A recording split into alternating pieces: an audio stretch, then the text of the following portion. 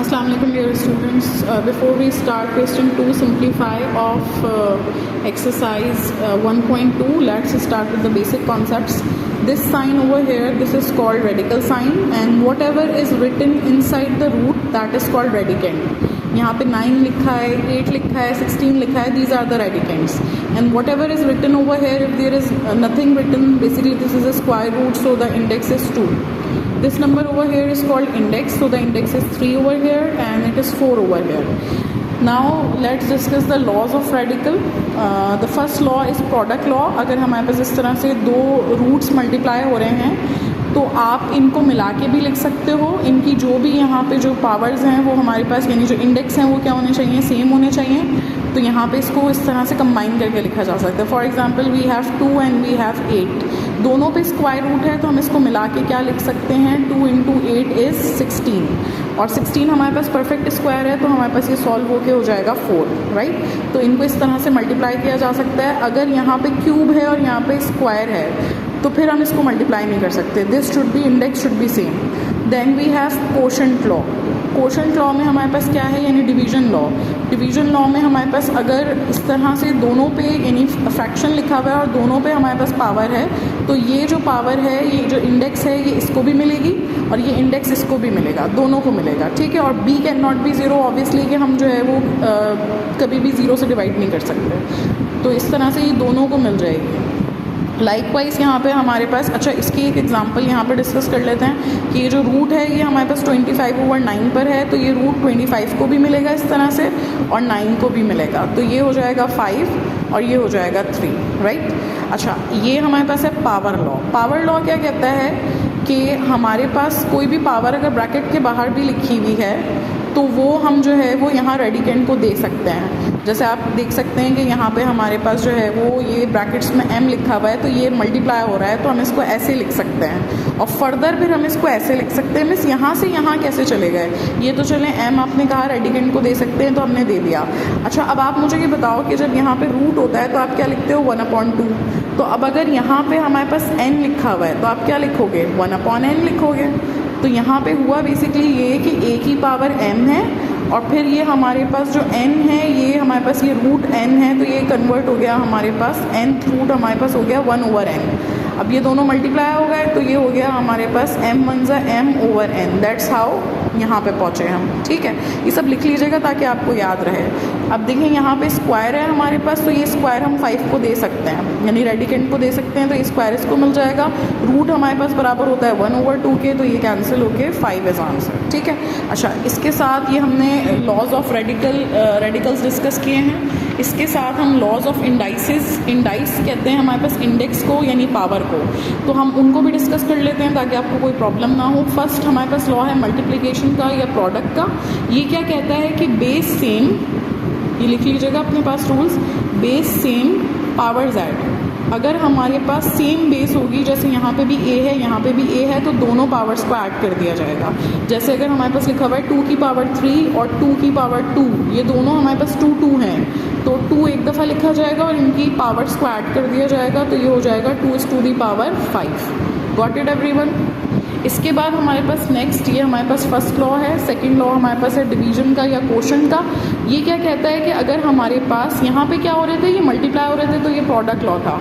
अगर दो numbers multiply हो रहे हैं, बेस सेम है तो पावर्स ऐड होंगी. कब होंगी, जब मल्टीप्लाई हो रहा होगा.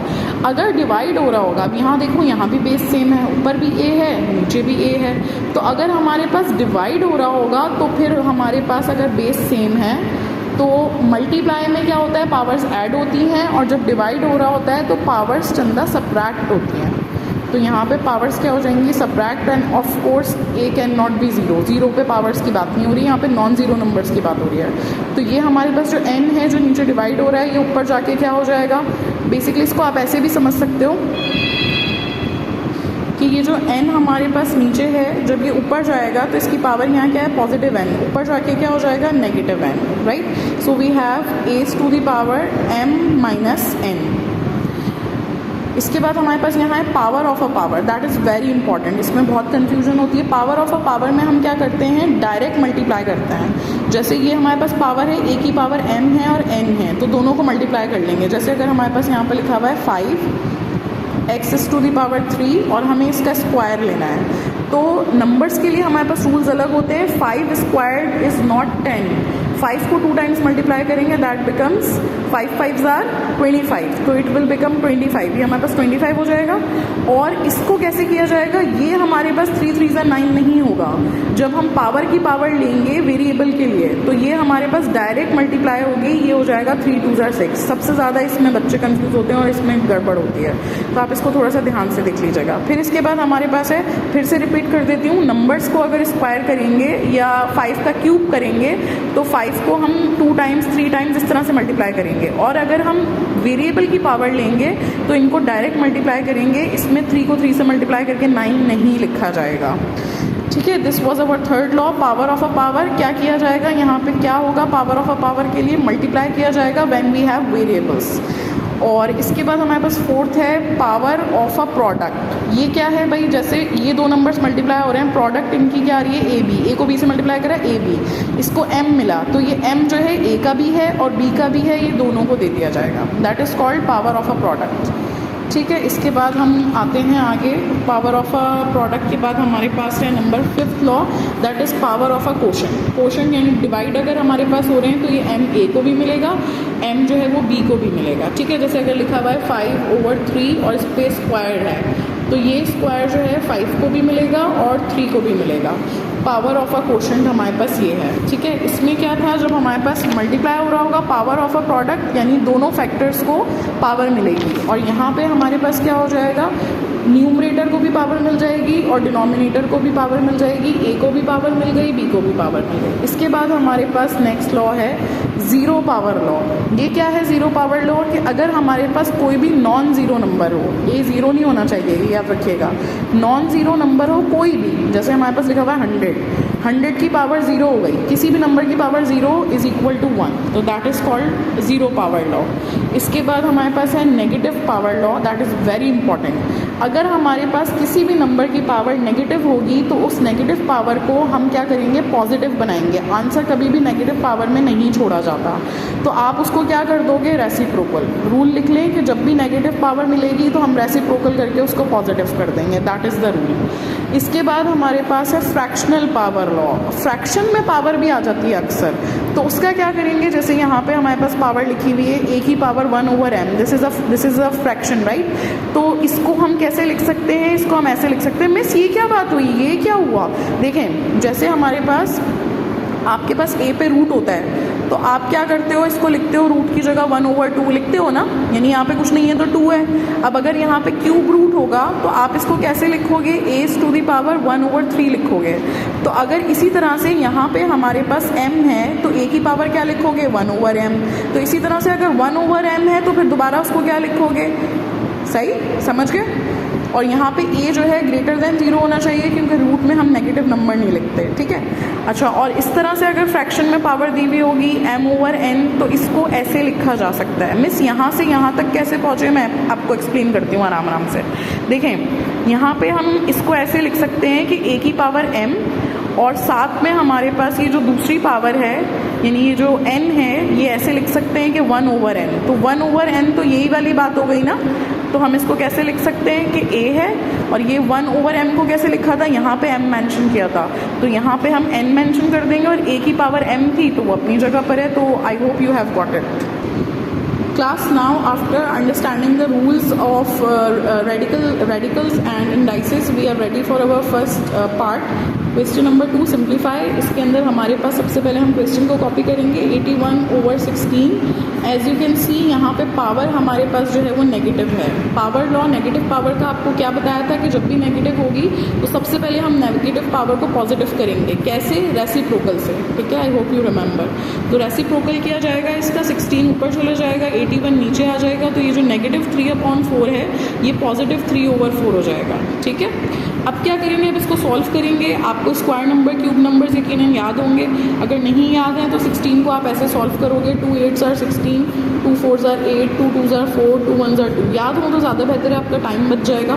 सो इट मीन्स कि 2 को 4 टाइम्स मल्टीप्लाई करके हमारे पास 16 आएगा। तो मैं यहाँ पे लिख सकती हूँ 2 की पावर 4 राइट। और 81 हमारे पास किसकी पावर होता है, ये हमारे पास 3 की पावर 4 होता है। इसको भी 81 के फैक्टर्स आप बनाओगे तो 3 रिपीट होगा 4 टाइम्स। तो इस तरह से हमने इसको लिख दिया। अब ये पावर जो है दोनों को मिलेगी, यानी 2 को भी मिलेगी, 2 की पावर 4 है, इसको भी 3/4 मिल जाएगा, ये कैंसिल आउट हो जाएगा, और इसको भी मिल जाएगा 3/4, तो ये भी कैंसिल आउट हो जाएगा। सो फाइनल आंसर हमारे पास यहाँ पे, ये मत भूल जाइएगा कि 2 की पावर 3 है और यहाँ पे 3 की पावर 3 है। सो वी हैव 2 की पावर 3 इज़ 8 एंड 3 की power 3 is 27। So the final answer is 8/27। Moving on to the next part. अब हमारे पास नेक्स्ट पार्ट ये है, ठीक है। इसमें लिखा हुआ है 3/4, फिर से we have a negative power. तो जब नेगेटिव पावर है तो हम इसको रेसिप्रोकल कर देंगे, ये हो जाएगा हमारे पास 4/3, ठीक है, और इसकी पावर अब पॉजिटिव हो गई। When we have a division symbol तो हम इसको सॉल्व नहीं कर सकते, सिंप्लीफाई नहीं कर सकते। डिवाइड को हमेशा हमें क्या बनाना होता है, मल्टीप्लाई। तो हम इसको जो है जब मल्टीप्लाई बनाते हैं तो आगे वाली टर्म क्या हो जाती है, रेसिप्रोकल हो जाती है। तो ये रेसिप्रोकल हो जाएगा, 9 ऊपर चला जाएगा, 4 नीचे आ जाएगा, और ये डिवीजन का साइन यहाँ से चला गया, ठीक है। इसके बाद हमारे पास यहाँ पे है 16/27। इसको, इस स्टेप को आराम से देख लीजिए कि आपको समझ में आ गया है। यहाँ पे नेगेटिव पावर थी तो हमने नेगेटिव पावर को सॉल्व किया, इसको रेसिप्रोकल जैसे यहाँ किया था वैसे इसको रेसिप्रोकल कर दिया तो पावर पॉजिटिव हो गई। इसके बाद यहाँ पे डिवाइड हो रहा था तो डिवाइड को हमने, डिवीजन का सिंबल जब भी हम ख़त्म करते हैं तो ये हमारे पास क्या हो जाता है, रेसिप्रोकल। इसको हमने रेसिप्रोकल कर लिया तो फाइनली वी हैव दिस। अब हम इसको सॉल्व कर लेते हैं, ठीक है। 4 को आप 2 टाइम्स लिख के भी सॉल्व कर सकते हो, या 4 4s are 16, 3 3s are 9। 9 को 3 टाइम्स लिख लें, या तो आप इसको ऐसे भी लिख सकते हो 9 9 9, क्योंकि कैंसिलेशन ही तो करनी है। 4 को 3 टाइम्स आप करोगे, 4 4s are 16, 16 3s are 64, या तो आप डायरेक्ट फिर ऐसे लिख लो कि 4 4 4, ये इजी होता है कैंसिलेशन करना।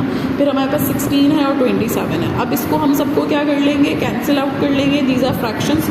फ्रैक्शंस के बीच में जब भी मल्टीप्लिकेशन का सिंबल होता है तो हम सबको सॉल्व कर लेते हैं। बस याद ये रखना है कि न्यूमरेटर से कभी कैंसिल नहीं होगा, डिनोमिनेटर से कभी कैंसिल नहीं होगा।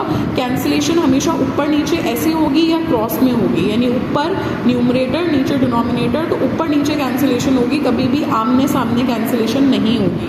यानी मैं ये 9 को 9 से कैंसिल नहीं करूँगी। अच्छा, अब हम जो है वो इसकी कैंसिलेशन कर लेते हैं, ठीक है। अब यहाँ पे देखिए ये 9 9 से कैंसिल हो जाएगा। Then we have these 4 4s are 16, तो ये 4 4s are 16 को इस 16 से कैंसिल कर लेते हैं। Then we have this 4 4 1s are 4, 4 4s are 16।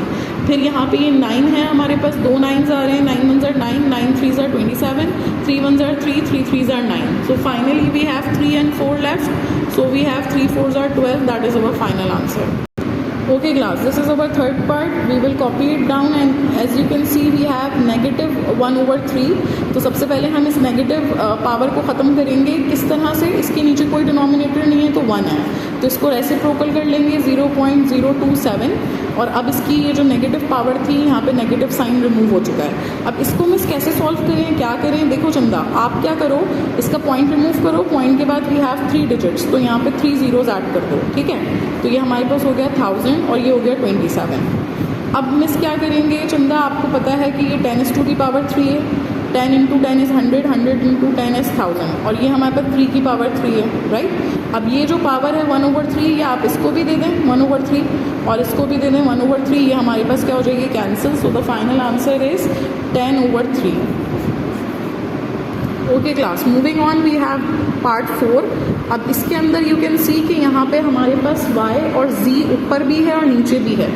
तो हम इसको क्या कर लेते हैं, पहले इसको सॉल्व कर लेते हैं। How are we going to solve that, यहाँ पे हमने लिखा है x की पावर 14, और आपको याद होगा कि हमने डिस्कस किया था कि बेस सेम पावर्स ऐड होती हैं अगर मल्टीप्लाई कर रहे हो, और अगर डिवाइड कर रहे हो बेस सेम हो तो पावर्स क्या हो जाती हैं, माइनस। तो यहाँ पे हमारे पास जो हमने अभी रूल्स डिस्कस किए ना, अगर आप वो पक्के कर लो, वो आपको याद हो, तो ये आप आराम से क्वेश्चन सॉल्व कर सकते हो। अभी वहाँ पे हमने डिस्कस किया कि अगर बेस सेम हो, जैसे हमारे पास यहाँ पे भी जो है वो a है, यहाँ पे भी a है, यहाँ पे भी x है, यहाँ पे भी x है, डिवाइड हो रहे हैं, तो नीचे से ऊपर जब जाएगा ये नंबर 14 तो ये क्या हो जाएगा, नेगेटिव। लाइकवाइज हमारे पास ये 35 है और यहाँ पे हमारे पास 7 है, 7 ऊपर जाके हमारे पास क्या हो जाएगा, माइनस हो जाएगा। So we have this, right. अच्छा, अब क्या करेंगे मिस, अब आप इसको पहले सॉल्व कर लीजिए, यानी इसको सॉल्व करेंगे हम, तो हमारे पास we have 7 and we have 28। ठीक है भाई। अच्छा, अब क्या करेंगे, अब ये जो 7 है, एज यू कैन सी कि 7 हमारा इंडेक्स है, तो ये 7 सबको मिलेगा।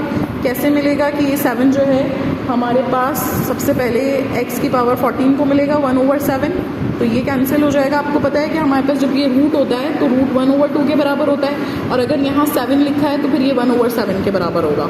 तो अब यहाँ पे नेक्स्ट नंबर है y की पावर 7, तो ये हो जाएगा 1/7, ये कैंसिल हो जाएगा। फिर ये हमारे पास, sorry this is z, right, so we have this z over here, z हो जाएगा हमारे पास। इसको थोड़ा प्रॉपर लिख लेते हैं, कहा तो सही है लेकिन लिखने में थोड़ी सी मिस्टेक हो गई। देन वी हैव इसको भी पावर मिलेगी 1/7, तो ये हमारे पास कैंसिल आउट हो जाएगा। पावर्स यानी अब ये रूट आप इस स्टेप में मत लगा दीजिएगा, 7th रूट यहाँ नहीं आएगा क्योंकि हमने 1/7 सबको दे दिया है। तो वी हैव x स्क्वायर, यहाँ पे x पे स्क्वायर है, यहाँ पे y रह गया है, और यहाँ पे z पे 4 है। So that is your final answer.